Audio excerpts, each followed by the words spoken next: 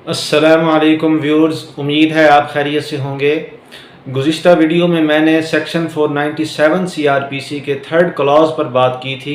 और statutory ground क्या होता है और इस पर ज़मानत कैसे दी जाती है, और स्टैट्यूटरी ग्राउंड पर अगर ज़मानत एक दफ़ा खारिज हो जाए तो दोबारा फ्रेश ग्राउंड क्या होगा और उस पर ज़मानत दोबारा कैसे दी जाएगी, इस पर मैंने तफसीली बात की थी। आज का मौजू हमारा सेक्शन 497 CRPC का क्लॉज 1, जिसे प्रोहिबिटरी क्लॉज कहते हैं। ऐसे तमाम ऑफेंसेस जिनकी सज़ा 10 साल या उससे ज़ायद हो, उम्र कैद और सज़ाए मौत वाले ऑफेंसेस भी इसमें शामिल हैं। ये तमाम ऑफेंसेस प्रोहिबिटरी क्लॉज में फॉल करते हैं, सेक्शन 497 सब क्लॉज 1 में, और इनमें जो ज़मानत दी जाएगी वो एज़ एन एक्सेप्शन होगी, एज़ ऑफ राइट नहीं होगी। अगर ऐसे जराइम जो प्रोहिबिटरी क्लॉज में फॉल नहीं करते उनमें बेल एज़ ऑफ राइट दी जाती है और उनमें रिफ्यूज़ल एज़ एन एक्सेप्शन है।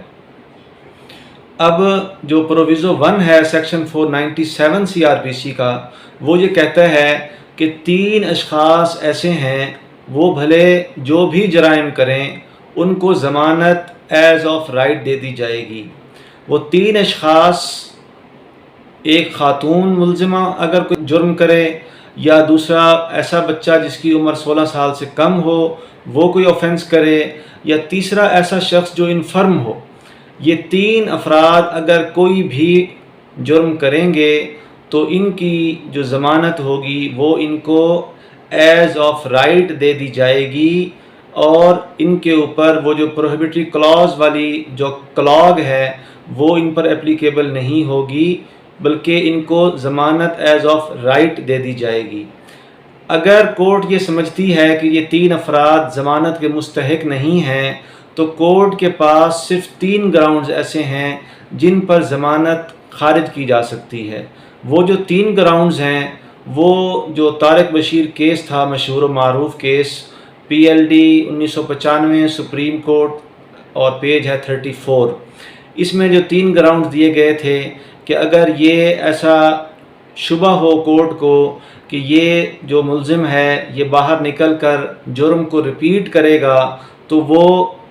ज़मानत को खारिज कर सकती है। दूसरा ये है कि अगर इसको ज़मानत दे दी जाए तो ये प्रोसिक्यूशन की एविडेंस को ख़राब करेगा या उस पर असरअंदाज होने की कोशिश करेगा। या तीसरा, अगर इसको ज़मानत दे दी जाए तो ये बाहर निकल कर जो एब्सकॉन्ड कर जाएगा, यानी मुल्क से बाहर निकल जाएगा, या जहाँ जो अदालत है उसके कानून के दायरा कार से बाहर निकलने की कोशिश करेगा। ये 3 जो एक्सेप्शंस हैं, ये तीनों की तीनों एक्सेप्शंस प्रोसिक्यूशन ने कोर्ट में इसको इस्टेब्लिश करना है, और वो इस्टेब्लिश ऐसी होंगी कि अगर मुल्ज़िम के ख़िलाफ़ कोई प्रीवियस उसकी कोई कन्विक्शन है, किसी दीगर मुकदमे में उसको सज़ा दी गई थी, या उसके ऊपर को बहुत ज़्यादा FIR हैं, चंद FIR या 8-10 FIR, इनको तो सुप्रीम कोर्ट ऑफ पाकिस्तान ने कह दिया कि अगर इतनी FIR हों तो ये जो है मुल्ज़िम को फिर भी ज़मानत दे दी जाए। अब इससे ज़ायद अगर FIRs हैं या किसी मुकदमे में उसको सज़ा हुई है तो फिर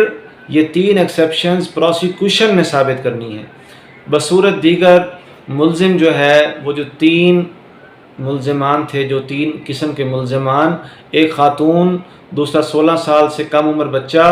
और तीसरा इनफर्म पर्सन, इनको प्रोहिबिटरी क्लॉज में एज़ ऑफ राइट ज़मानत दे दी जाएगी।